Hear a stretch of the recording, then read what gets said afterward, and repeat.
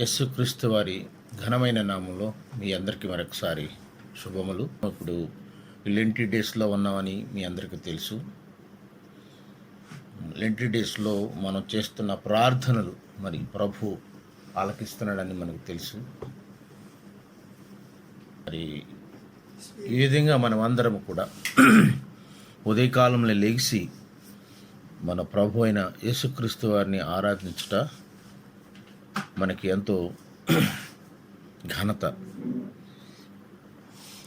మనందరికీ తెలిసినటువంటి వాక్యము, గెత్సెమనే తోటలో యేసుక్రీస్తు వారు చేసిన ప్రార్థన, దాని నుండి అద్భుతమైన పాఠాలు మనం ఏమి నేర్చుకోగలం.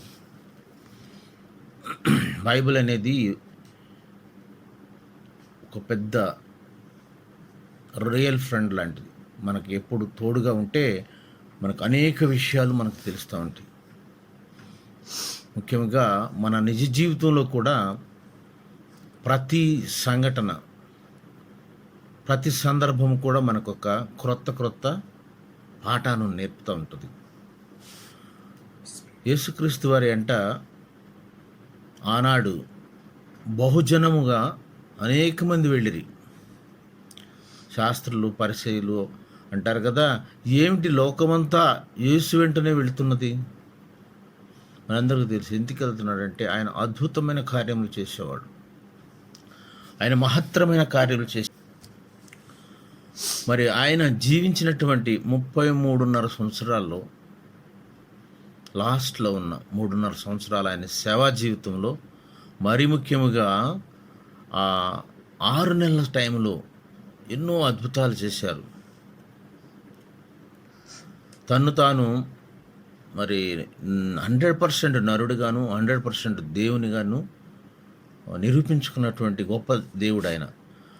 మరి ఆయన అనుభవించిన ఒంటరితనం కానీ, వేదన కానీ, కష్టాలు కానీ, బాధలు కానీ అనేకమైనవి. మనం అందరం కూడా ఎవరిని అంతటి వేదన కానీ, అవమానాలు కానీ ఎవరు కూడా భరించిండ్రు. మరి ముఖ్యంగా లాస్ట్ దినాల్లో ఆయన ఎంతగానో బాధపడ్డారు.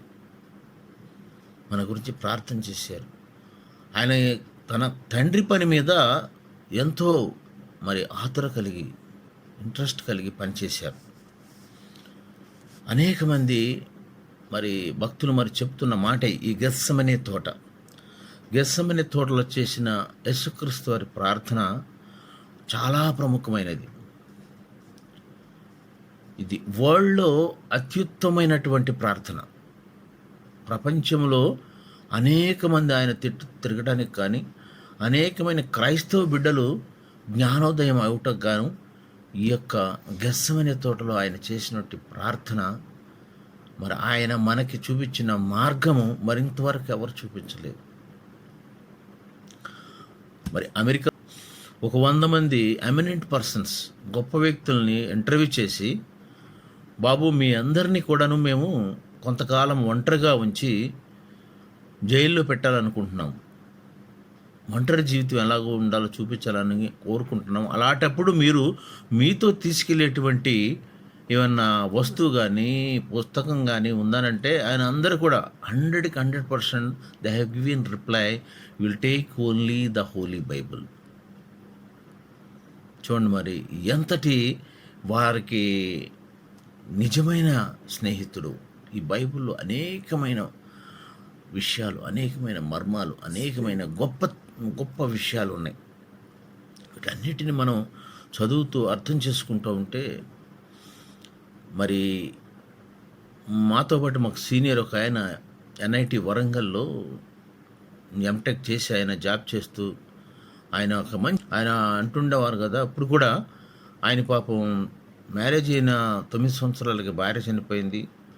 అమెరికాలో ఉన్నటువంటి ఆయన కొడుకు ఫ్యామిలీ కూడా యాక్సిడెంట్లో చనిపోయారు. కానీ ఆయనను అడిగితే ఆయన బైబిల్ ఎలా పట్టుకుంటారంటే, బైబిల్ చాలా నిష్టంగా, చాలా ప్రేమగా, చాలా మరి ఎంతో ప్రియమైనదిగా ఇట్లా ఆయన హత్తుకుని అలా పట్టుకుని చదువుతూ ఉంటారు. బాబు మీది ఏంటి, మీరు ఎలా ఉండగలుగుతున్నారంటే అంతా నా బైబులే. బైబుల్ లేనిదే నాకు నిద్ర పట్టదు. బైబుల్ లేనిదే నేను ఏమి ఆహారం తీసుకోను. బైబిలే నాకు సర్వస్వం, ప్రాణం. ఇప్పుడు కనీసం 80+ ఉంటే 20వ సంవత్సరంలోనే రక్షణ పొంది బైబిల్ని లవ్ చేయటం మొదలుపెట్టారు. అంటే దగ్గర దగ్గర 60 సంవత్సరాలు రోజుకు 10 గంటల చొప్పున బైబిల్ చదువుతారు, ప్రార్థన చేస్తారు. బైబిల్ చదవటం, ప్రార్థన చేయటం, ప్రార్థన చేయటం, బైబిల్ చదవటం, ఇదే ఆయన దినచర్య. నేను ఇప్పుడు ప్రభు యొక్క సన్నిధిలో ఎంతో ఆనందంగా ఉంటున్నాను. మనకి మంచి నేస్తము, రియల్ ఫ్రెండు, గుడ్ ఫ్రెండు ఎవరే అంటే యేసుక్రీస్తు వారు, మరి ఈ బైబిల్ని అందరూ కూడా మరి క్షుణ్ణంగా చదువుదాం. మరి కరెక్ట్గా మనము జీవించిన ఈ యొక్క జీవితంలో ఆయన అంత ప్రముఖమైన సంఘటనలు మనకి as live in the is great footsteps. ఆయన అడుగుజాడలో నడిస్తే మనం ఎలాంటి ఇబ్బందులు వచ్చినా, ఎలాంటి కష్టాలు వచ్చినా, ఎలాంటి బాధలు వచ్చినా మనం ఈజీగా ఎదుర్కొనగలం. మనం చూస్తే మరి లూకా అయిన అప్పుడున్న వారిలో ఒక వైద్యుడు, ఒక మంచి తెలివైనటువంటి వ్యక్తి. ఆయన రాస్తారు కదా లూకా అధ్యాయము, అందులో 22వ అధ్యాయంలో మనం ధ్యానించండి. ఆయన ఎంత చక్కగా వివరిస్తారంటే ఈ గెత్సెమనే తోటలో ఆయన చేసిన ప్రార్థన, ఆయన చేసిన శిష్యులను మందలించినటువంటి విధానము ఎంతో ప్రాముఖ్యమైనది, ఎంతో విశ్వసనీయమైనది. మనం తప్పకుండా అవి మనం చదవాలి. ఆయన ఏంటంటే ఆయన బ్రతికినంత కాలం కూడా తండ్రి యొక్క పనిలోనే ఉన్నారు. తండ్రి ఆయనకి అప్పగించినటువంటి మరి ఆ కార్యము చేయాలని ఆయన 12.5 సంవత్సరాల సమయంలోనే మరి మరియమ్మ గారు, బాబు ఎక్కడున్నావు, నువ్వు ఏమైపోయావు, మేము కంగారు పడుతున్నాము, మేము వెతుక్కుంటున్నాము అని అంటే ఈయన దేవాలయంలో ఉండి, అమ్మా మీకు తెలీదా, నేను నా తండ్రి యొక్క పని మీద ఉన్నానంట. చూడండి ఎంత జ్ఞానం అప్పటి నుంచి. నా తండ్రి యొక్క పని మీద, ఆయన ఆహారం కానీ, ఆయన నిద్ర కానీ తండ్రి యొక్క పని. ఆయన పగలంతా కూడాను దేవుని యొక్క సేవ, దేవుని యొక్క మరి పరిచయ అద్భుత కార్యాలు చేయటం, తండ్రి పని చేయటం. రాత్రంతా కూడా గెత్సెమనే తోటకి వెళ్ళిపోయి, ఒలీవల కొండకి వెళ్ళిపోయి మోకాళ్ళలోని ప్రార్థన చేస్తారు. ఆయన తండ్రిని అడుగుతూ ఉంటాడు.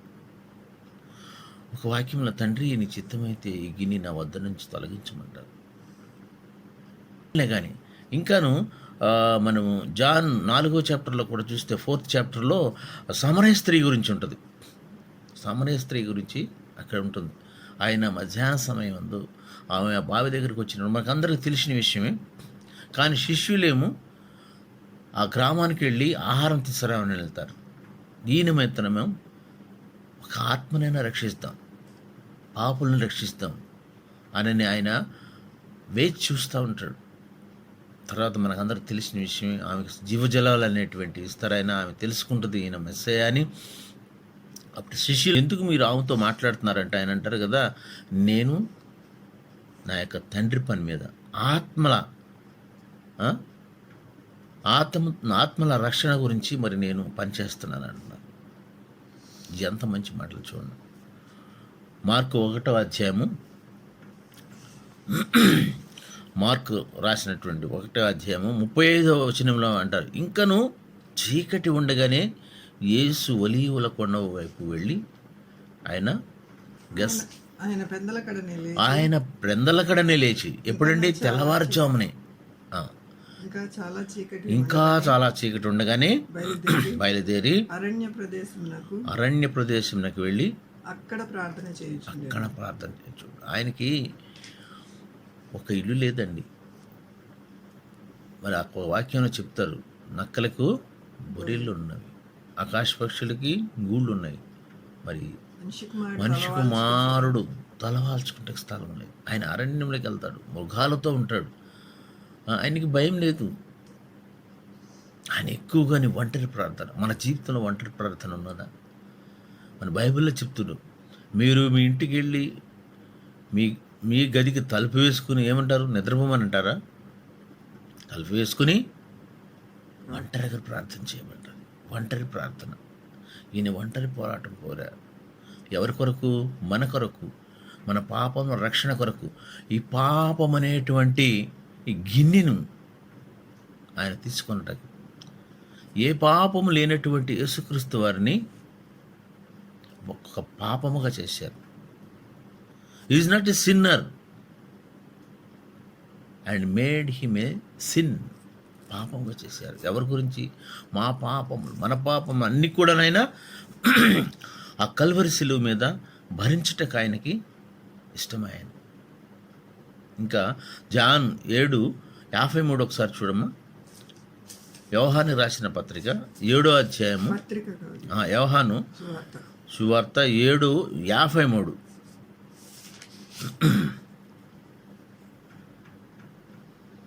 వారు నీవును గల్లేడువా విచారించి చూడుము. గలిలయలో ఏ ప్రవక్తయు పుట్టడనిరి. అంతటా ఎవరి ఇంటికి వారు వెళ్ళిరి. కానీ ఈయన ఎక్కడికి వెళ్ళారు? ఈయనకి ఇల్లు లేదండి. అందుకని ఈయన ఎక్కడికి వెళ్ళారు? ఒలీవల కొండకి వెళ్ళిపోయి ఒక ఆయన అంటాడు, అయ్యా మరి మేము మీ ఇంటికి వస్తామంటారు. రండి మరి ఎక్కడ మాకు ఇల్లు ఎక్కడుంది? జాన్ 8:1 కూడా అంటారు చూడండి, చాలా చక్కగా చెప్తారు. యేసు ఒలీవ కొండలకు వెళ్ళాను. తెల్లవారగానే యేసు తిరిగి దేవాలయంలోనికి రాగా ప్రజలందరూ ఆయన ఎద్దకు వచ్చిరి. ప్రజలందరూ ఆయన, ఎందుకంటే ఆయన ఎక్కడ ఉంటే అక్కడే గుంపులుగా వెంబడిస్తూ, ఎందుకంటే ఈయన చేసేటువంటి అద్భుత కార్యాలు, మహత్తరమైన కార్యాలు చూడాలని ఆనాడు వీళ్ళు కూడా, శాస్త్రుల పరిచయాలు కూడా ఎంతగానో ఫాలో అయ్యారు. ఏంటి ఈయనలో ఉన్న గొప్పతనం అని తెలియక. కొంతమంది ఏమో ప్రవర్త అంటున్నారు, కొంతమంది ఏమో మనిషి కుమారుడు అంటున్నారు, కొంతమంది దేవుడు అంటున్నారు. కానీ చూడండి, ఇక్కడికి వెళ్ళిన అద్భుతాలు మనకు తెలుసు కదా, ఎన్నో అద్భుతాలు చేశారు. ఆయన దేవుడు అని నిరూపించుకున్నాడు. Is 100% God, is 100% man.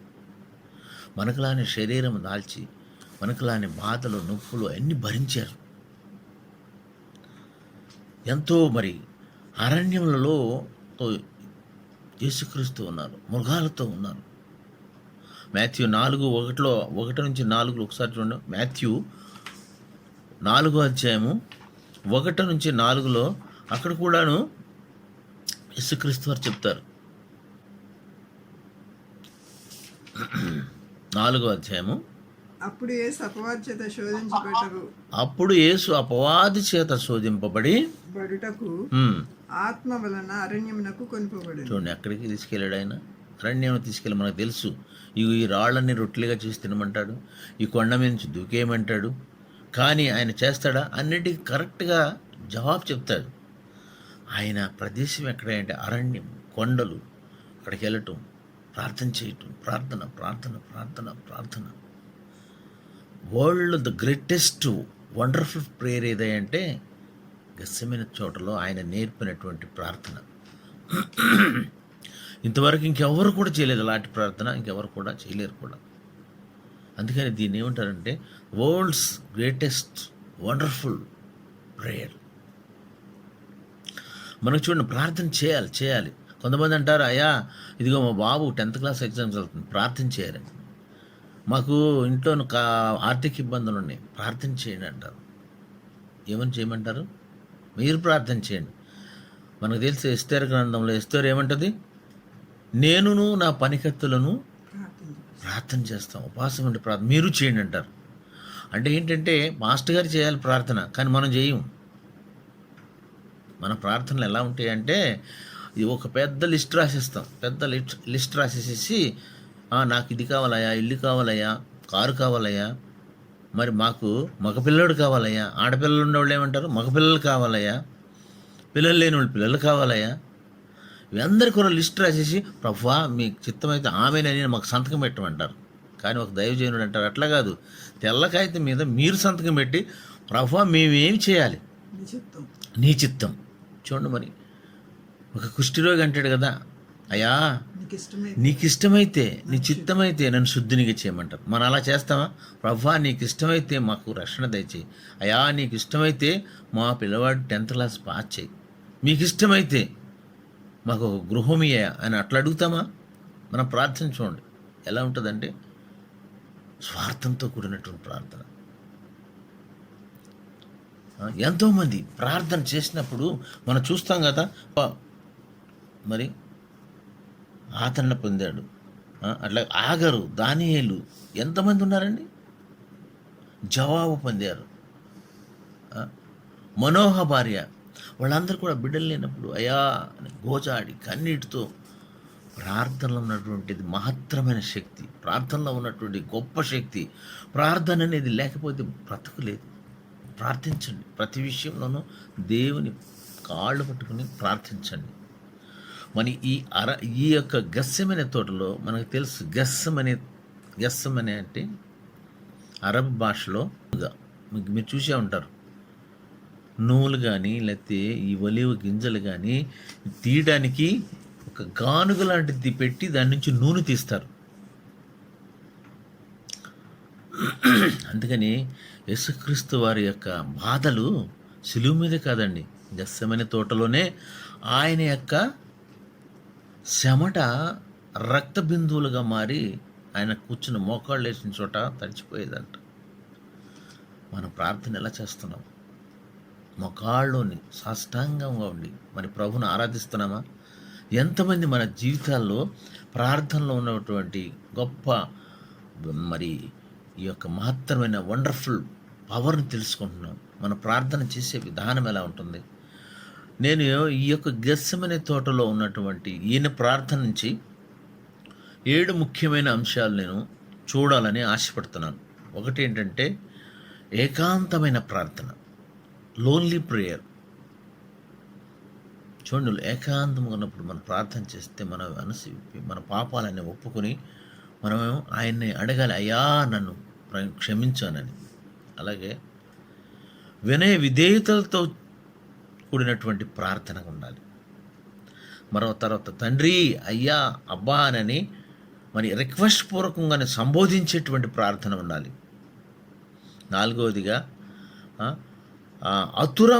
అతురముగా చేసిన ప్రార్థన ఉండాలి. రిక్వెస్ట్తో కూడినటువంటి ప్రార్థన ఉండాలి.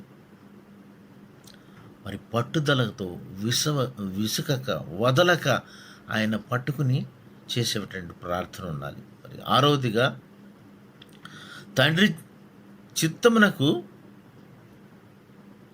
తగినట్టు తండ్రి అయ్యా మీ చిత్తం ఎలా ఉందో మీ చిత్తానుసారంగా చేయమని ప్రార్థించుట. తర్వాత జవాబులు పొందేటువంటి ప్రార్థన. ఇవన్నీ కూడా ఈ గెస్సెమనే తోటలో యేసుక్రీస్తు వారు చేసినటువంటి ప్రార్థనలో ఉన్నాయి. 7 విషయాలను ఎత్తిపెట్టుకుని మనం ప్రతిదినం అయా అని నేను ఏకాంతంగా ప్రార్థన చేస్తున్నాను. సంఘముతో కలిసి ప్రార్థన చేయటం వేరు, సంఘముతో ఉండి సంఘముతో కలిసి. కానీ మీ ఏకాంత ప్రార్థన ఉండాలి. ఏకాంత ప్రార్థన లేకపోతే మన పాపాలు కనిపించవు. మనం ఒంటరిగా ఉన్నప్పుడు చేసేటువంటి పాపాలన్నీ కూడాను ప్రభువుకు తెలుసు. మనం అనుకుంటాం ఎవరికి తెలియదులే, ఏం కాదులే అనుకుంటాం. కానీ ఇవన్నీ కూడాను దేవుడు చూస్తాడు, దేవునికి అన్నీ తెలుసు. అందుకని మనం ఏకాంత ప్రార్థన చేయాలి. ఒక్కసారి చూద్దామండి, లూకా 22:21 చాలా చక్కగా ఉంటుంది. లూకా 22:21 ఒక్కసారి చూడమ్మా. ఇదిగో నన్ను అప్పగించు అని చెయ్యి, నాతో కూడా ఈ బల్ల మీద ఉన్నది. ఆయన ప్రభువుని ప్రార్థిస్తాడు. మార్కు 14:35 కూడా కరెక్ట్గా చెప్తారు. ఆయన లేఖనములను నెరవేర్చు నిమిత్తము తండ్రి వద్ద నుండి వచ్చాడు. ఆయన తండ్రి చిత్తము, తండ్రి పని చేయటం. ఆయన శక్తి లేనివాడు కాదు. ఒకప్పుడు ఈయన పట్టుకుంటాకి ఈ యొక్క గెస్సెమనే తోటకి వచ్చినప్పుడు ఈయన పర్మిషన్ లేకుండా వాళ్ళు సిపాయిలు సైనికులు ఆయన మీద చేస్తే వాళ్ళు మూర్చబడి పడిపోయారు.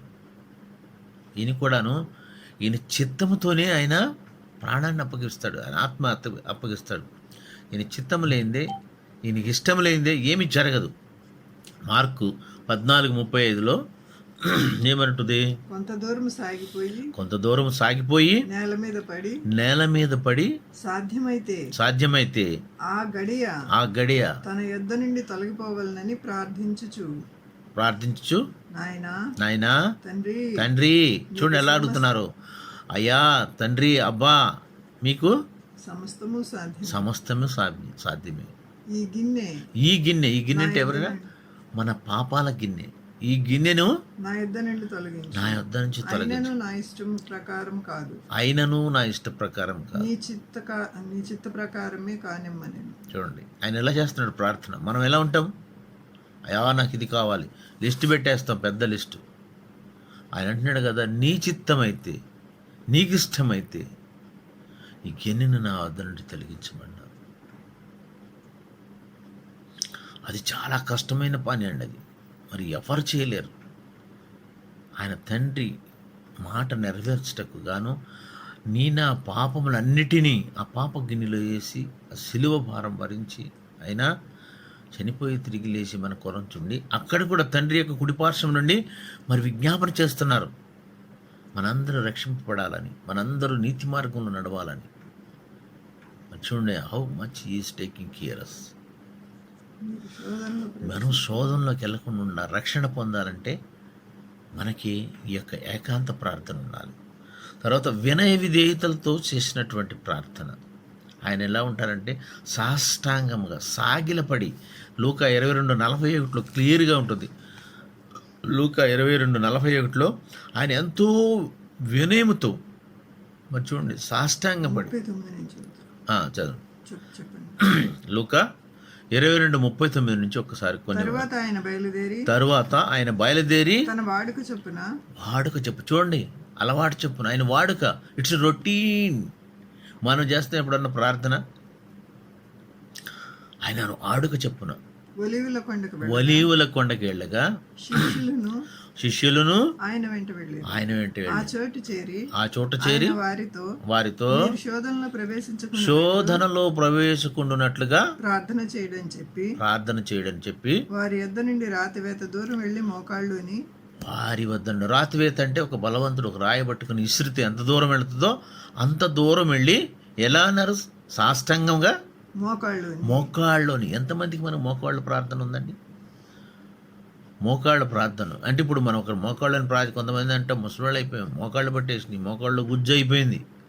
కానీ మీరు మోకాళ్ళ ప్రార్థన చేయండి, మీకు మోకాళ్ళు గట్టిపడతాయి.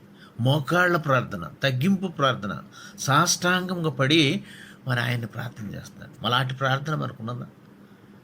మన మాటల్లో కానీ మన నడవడికలో కానీ ఆ వినయత, ఆ విధేయత యేసుక్రీస్తు వారిని చూపించగలుగుతున్నాము.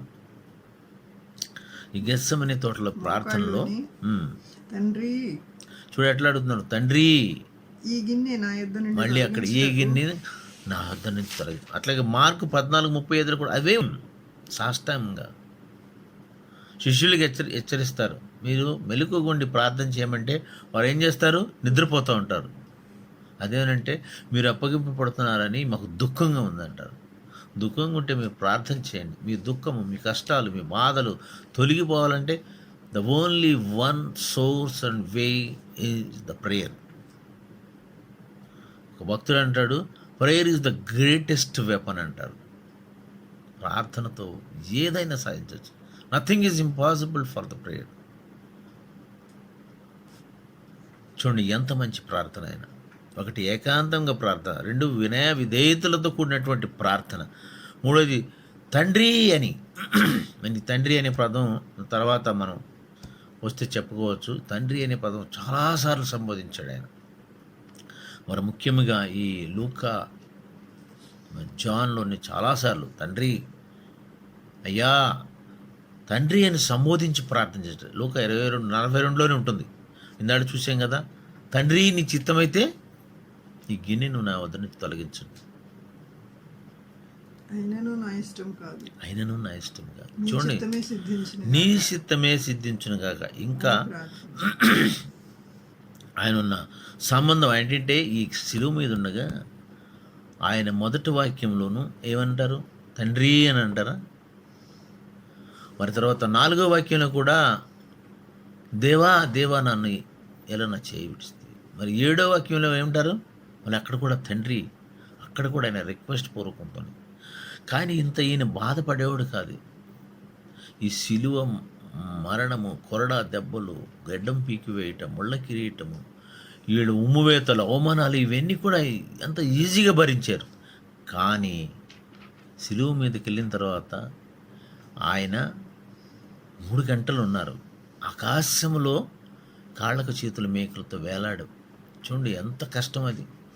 మేకుల మీద ఆధారపడి వేలాడితే ఆ భారం కూడా ఆయన ఈజీగా భరిస్తున్నాడు. కానీ ఈ తండ్రి ముఖం చాటు తిప్పుకున్నాడు. అప్పుడు తండ్రి ఎడబాటు వస్తూ వల్ల, తండ్రి లేకపోవటం వల్ల ఆయన ఎంతో అది భరించలేని బాధ అయిపోయిందని. తండ్రి ఉన్నంతకాలము ఇవన్నీ కూడా ఈజీగా భరించారు ఆయన. తండ్రి ఎడబాటు ఎప్పుడే వస్తుందో మరి లాస్ట్లో కూడాను మరి తండ్రి చేర్చుకున్నాడు. అయ్యా నా ఆత్మని చేర్చుకోమంటే ఆయన చిత్తానుసారంగానే ఆత్మ అప్పచెప్పాడు. లేకపోతే ఆయనకి మరణం అనేది లేదు. ఆయనకి లేఖనాలు నెరవేరాలని లేఖనానుసారంగా మరి ఇది ఈయన చేసినటువంటి గొప్ప త్యాగం. మనం ఆ త్యాగం మర్చిపోకూడదండి. ఈ లెంటి డేస్లోనే కాదు, బైబిల్ ఆయన చేసినటువంటి త్యాగం, ఆయన చూపినటువంటి ప్రేమ ఇంకెవరు కూడా చూపలేరు. ఒక భక్తుడు అంటాడు కదా, ఈయన చూపించింది అగాపే ప్రేమ. చూడండి, మన శత్రువులను కూడా క్షమించేటువంటి ప్రేమ అంటే ఎలాంటి ప్రేమ అది. అంత గొప్ప ప్రేమ కలిగి ఉన్నారు. ఆయన ఏ పాపం ఎరిగినటువంటి ఆయనని మనం పాపముగా చేశాము. ఆయన పాపము, ఈజ్ నాట్ ఏ సిన్నర్ కదా. మనం పాపము చేసి మన పాపములన్నిటినీ ఆ గిన్నెలో వేసుకుని ఆయన అనుభవించాడు. 4వదిగా ఆతురంగా చేసినటువంటి ప్రార్థన. ఒకటేమన్నా అనుకోండి, ఏకాంత ప్రార్థన, వినవిధేయులతో కూడిన ప్రార్థన, తండ్రి అని సంబోధించుట ప్రార్థన. 4వది ఆతురంగా. ఈ వాక్యంలోనే ఉంటుంది చూడండి, ఆతురంగా అంటే ఈ చూసిన ద ఎర్నెస్ట్ ప్రేయర్. ఎబ్రి 5:7 ఉంటుంది. తర్వాత లూకా 22:44 కూడా ఉంటుంది. 22:44 చూడండి, ఈ ఆతురంగా అని ఉంటుంది. ఆయన వేదనపడి మరింత ఆతురముగా ప్రార్థన చేయగా ఆయన చెమట నేల పడుచున్న గొప్ప రక్త బిందువుల వలె ఆయన. చూడండి, ఈ అనుభవము వైద్యుడైనటువంటి లూకా గారికి తెలుసు. ఆయన ఎంత హైపర్ టెన్షన్ వస్తే కానీ మన శరీరంలో ఉన్నటువంటి ఈ యొక్క వాటర్ అంటే నీటి బిందువులు రక్తంగా మారిపోతాయి. చెమట రక్తం కలిసి వచ్చేస్తుంది. ఎంత టెన్షన్ అయినా కానీ ఆయన ఎంతో ఈ చోజన్ ద ఎర్నెస్ట్ ప్రేయర్, ఎంతో ఆత్మపూర్వకంగా ఆయన్ని మధురంగా ప్రార్థన చేశాడు. మరి బైబిల్లోనే ఉంటుంది, ఖడ్గమా కాపరి మీద కాప మీద పడును అంటారు. మన వాక్యం క్లియర్గా మాట్లాడుతుంది. ఆయన ఏ పాపం చేయలేదండి, కానీ ఆయనకి ఆ శిక్ష ఇచ్చినారు. అంతటి గొప్ప ఆయన మన అందరికీ మరి రక్షణ మార్గం చూపించడానికి, మాదిరి మార్గం చూపించడానికి ఆయన పాపంగా చేయబడ్డాడు. మరి 5వదిగాను పట్టుదలతో విసగక వదలక చేసినటువంటి ప్రార్థన. ఎంతో పట్టుదల మన ఆయన ప్రార్థన చేసి మొదలెట్టాడంటే ఆ పట్టుదలగా మనం చూడండి. మరి మార్తమ్మ గారి మరియమ్మ గారి తమ్ముడు లాజర్ చనిపోయినప్పుడు చూడండి, మరి ఆయన ఎంతో పట్టుగాను అక్కడికి వెళ్ళి ముందుగానే కన్నీళ్ళు వదిలి తండ్రితో మాట్లాడతాడు. అయ్యా నువ్వు చేస్తున్నావు ఈ పని అని. ఎంత పట్టుదల కలిగి మనం ఇందాక చెప్పుకున్నాం కదా, ఏలీ గారు కూడా కర్నేల్ కొండ మీదకి వెళ్ళి, మా మౌంటైన్ ఆఫ్ కర్నేల్, అక్కడికి వెళ్ళి మరి ప్రార్థన చేస్తాడు. మరి పని వాళ్ళతో అంటాడు కదా, అరే నాయన వెళ్ళి చూడు ఏమైనా మేఘాలు వచ్చినాయి అంటే, అయ్యా రాలేదంటాడు. 2వసారి ప్రార్థన చేస్తాడు, మళ్ళీ చూడమంటాడు, ఏమీ రాలేదంటాడు. 6 సార్లు అట్లాగే చూస్తాడు. 7వసారి ప్రార్థన చేసినప్పుడు వదలలేదు ఆయన. 3.5 సంవత్సరాలు వర్షం లేకుండా ఉన్నప్పుడు, వర్షం పడాలని పట్టుదలతో కొండ మీద చేసినప్పుడు ఆ పనివాడు అంటాడు, అయ్యా అస్తమంత చేయంత మేఘం కనిపిస్తుంది, చాలు నువ్వు వెళ్ళిపోయి ఆ రాజుకు చెప్పు, నువ్వు రథం తీసుకుని త్వరగా వెళ్ళమని, వర్షం పడిపోతుందని. చూడండి, మరి ఆఖరి కూడా ఆ ఎడారిలో తిరుగుతున్నప్పుడు మరి ప్రార్థన చేస్తుంది. వాళ్ళు వదలలేదు మరి అలాంటి మరి పట్టుదల కలిగినటువంటి ప్రార్థన, విసగక వదలక. మనకు తెలుసు యాకోబు గారు మరి అక్కడ ఉన్నప్పుడు ఆయన రాత్రంతా పెనుగులాడాడు. చివరికి వదలయ్యానంటే, అయ్యా నన్ను నీవు దీవించే వరకు నిన్ను వదలనయ్యా. అట్లా వదలకుండా, విడవకుండా, పట్టుదల కలిగి నిరీక్షణతో మనం చేయగలిగితే మార్కు 14వ అధ్యాయం చూడండి. మార్కు 14, 38, 39లో చక్కటి వాక్యాలు ఉంటాయి. మంచిగా చెప్తారు. పట్టుదల కలిగి ఇంకెన్నో ఉన్నాయి. ఎంతోమంది స్త్రీలు పట్టుదల కలిగి బిడ్డలు కావాలని పట్టుదల కలిగి మరి వాళ్ళు అనుకున్నది సాధించాలని ఎన్నో ఎగ్జాంపుల్స్ ఉన్నాయి. మార్కు 14, 38, 39. మరలా ఆయన వచ్చి నిద్రించుట చూచి, ఎవరు? శిష్యులు నిద్రించుట చూసి, సీమోను నీవు నిద్రించుచున్నావా? ఒక గడి అయినను మేల్కొని ఉండలేవా? ఒక గడి అయినను మేల్కొని ఉండి ప్రార్థన చేయలేవా? మీరు శోధనలో ప్రవేశించకున్నట్లు మెళుకువగా ఉండి. అంతకుముందు చూసాం, వదలక వాడుక చొప్పున చేశారు, మెళుకువగా ఉండి ప్రార్థన చేశారు. తెల్లవారుజామున ఇంకా చీకటి ఉండగా లేచి ప్రార్థన చేశారు. వీళ్ళు అంటున్నారు కదా, వదలొద్దు, పట్టుదలతో మెళుకువగా ఉండి మళ్ళీ ప్రార్థన చేయమని మళ్ళీ చెప్తున్నారు. ఆయన చెప్పి మళ్ళీ ఆయన ప్రార్థన చేసుకుంటా గెడుతున్నారు. ఆత్మ సిద్ధమే గాని శరీరం బలహీనమని పేతురుతో చెప్పి తిరిగిపోయి ఇంతకు ముందు పలికిన మాటలనే పలుకుచూ ప్రార్థించారు. చూడండి, అవే మాటలు చెప్తున్నారు, అవే పలుకుతూ. శరీరం బలహీనంగా ఉంటుంది కానీ ఆత్మ కాదు. ప్రార్థన చేయండి. కొంతసేపు అయినా నా గురించి ప్రార్థన చేయలేరా? పట్టుదల కలిగి ప్రార్థన చేయలేరా? మరి ఎంత చక్కగా చెప్తారు ఆయన. మరి మనం ఇంకా చూస్తే ఇప్పుడు మనం 5 చూసాము. 6వది తండ్రి చిత్తమునకు అప్పగించిన ప్రార్థన. ఇందులోనే ఉంటాయి, ఈ లూకా 22లోనే ఉంటాయి. అని కూడా తండ్రి చిత్తమునకు అప్పగించిన ప్రార్థన. మార్కు 14:36 చూడము ఒకసారి. 35-36 మార్కు. కొంత దూరం సాగిపోయి నేల మీద పడి సాధ్యమైతే ఆ గడియ యొద్ద నుండి తొలగిపోవాలని ప్రార్థించుచు ఆయన తండ్రి ఇక్కడ చూడండి, తండ్రి అని నీకు అడుగుతున్నాడు ఆయన. మన ప్రార్థనలో ఉంటుందా? అయ్యా నీ చిత్తమా? అయ్యా మరి నీ చిత్తమైతే మరి తొలగించమని అంటారు. ఒక మాస్టర్ గారు వాళ్ళు ఊర్లో వాళ్ళందరినీ విశ్వాసం పిలిచి, అయ్యా నాయన మీరు బాప్తిసం తీసుకోవాలి, మీ పాపాలను ఒప్పుకోండి అంటే ఒక ఆయన వచ్చాయంట. పాస్టర్ గారు, అయ్యా మరి నా పాపాలను ఒప్పుకుంటున్నాను, ఇంకా చేయనండి, నేను దొంగనండి అంటాడు. ఏం దొంగ పని చేసేవి నాయన అంటే, ఇదిగోనైనా మా ఇంట్లో నుంచి కొన్ని వస్తువులు దొంగతనం చేశాను, మరి నా పాపను క్షమించినట్లుగా చేయను అయ్యగారు అంటారు. అదిగో నా పక్కన ఉన్నవాడు, ఇది ఈయన కూడా నా ఫ్రెండు, ఆయన కూడా దొంగ అంటే, అయ్యా నువ్వేం చేసావంటే, అయ్యా నేను కూడాను ఈ పక్కింటి వాళ్ళ దగ్గర నుంచి 2 ఒక బీఫ్ సంచులు నేను దొంగలించుకొచ్చాను అంటాడు. ఈయన అంటాడు కదా, అరే ఏంటిరా నువ్వు 2 అంటావు, ఒక్క సంచే కదా తెచ్చింది అంటాడు. కాదు రేపు కూడా ఒక సంచి తెచ్చుకుంటాను, రేపు చేయబోయే ప్రార్థన కూడా ఇప్పుడే నేను పాపం ఒప్పుకుంటున్నాను. అందుకంటే ఏంటంటే మనం కూడాను రేపు జరగబోయేటటువంటి గురించి చూడండి, పాపలు ఒక్కడో లేరంట. అందరూ పాపం చేసిన వాళ్ళు, యేసుక్రీస్తు తప్పితే. మనమంటే ముందు జరగబోయే దాని గురించి ముందే అడుగుతాం. మరి అలా కాకుండా మన తెల్లకాగితం ఆయనకి ఇచ్చేసి, అయ్యా నీ చిత్తం ఎలాగుంది, నేనేం చేయాలి, నీ గురించి ఏం చేయాలి, నేనేం చేయాలనుకుంటున్నాను ఆయన అడుగుతున్నామా? మీ చిత్తం ఎలా ఉంది నాకు? అనేక ప్రదేశాలు తిరిగినప్పుడు అనేక రకమైన పాఠాలు. నేనైతే నా జీవితం మొదలుపెట్టింది ఇక్కడ మన కొత్తగూడెం దగ్గర స్పాంజరియన్ ప్లాంట్ ఉంటుంది, అక్కడ చేశాను. అక్కడ కొన్ని జీవిత పాఠాలు నేర్చుకున్నాను. మళ్ళీ తర్వాత బెలాస్టిన్ ప్లాంట్కి వెళ్ళాను, అక్కడ కొంతకాలం చేశాను, అక్కడ కొన్ని పాఠాలు నేర్చుకున్నాను. మళ్ళీ తర్వాత నుంచి లక్నోకి రైల్వేలోకి వెళ్ళాను, RDS1 అని, అక్కడ కొన్ని పాఠాలు. చూడండి, మన జీవిత పయనంలో అనేకమైనటువంటి కొత్త సంఘటనలు, వాటన్నిటి నుంచి మనం నేర్చుకో. మళ్ళీ అక్కడి నుంచి బొంబాయి వెళ్ళాను, మినిస్టర్ ఆఫ్ డిఫెన్స్. బొంబాయి నుంచి కలకత్తా, ఢిల్లీ, జబల్పూర్, మరి కొంతకాలం ఇక్కడ ఎద్దుమైలారం కూడా ఆర్డినెన్స్ ఫ్యాక్టరీకి వచ్చాం. మరి చివరికి DRDL హైదరాబాద్కి వచ్చాం. ప్రతి ఒక్క ఆర్గనైజేషన్లోనూ ఎంటైర్లీ డిఫరెంట్ పనితీరు వేరు, అడ్మినిస్ట్రేషన్ వేరు, టెక్నాలజీ వేరు. అవన్నీ కూడా నేర్చుకుంటాం. మన జీవిత సంఘటనలో మన దేవుణ్ణి అంటబెట్టుకొని దేవునితో ఉంటే ఇక్కడ కూడా చూడు, తండ్రి అని సంబోధిస్తాడు ఆయన.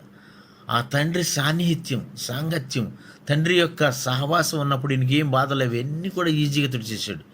ఎప్పుడైతే సెలువు మీద లాస్ట్ మూమెంట్లో అయ్యా నా చేయి వేళ విడుస్తున్నామంటాడు ఆయన. అందుకని మనం విడవక వదలక మోకాళ్ళుని తండ్రి అని ఏకాంత ప్రార్థన మనం నేర్చుకోవాలి. ఈయన చేసినటువంటి ఈ యొక్క గెస్సమనే తోటలు చేసినటువంటి అద్భుత కార్యమైనటువంటి అద్భుతమైనటువంటి ప్రార్థన మనం నేర్చుకుందాం, వదలకుండా. ఇంకా 7వది జవాబు. We're getting answer to our prayers. మన ప్రార్థనలకు ఎంతవరకు జవాబులు వస్తున్నాయి?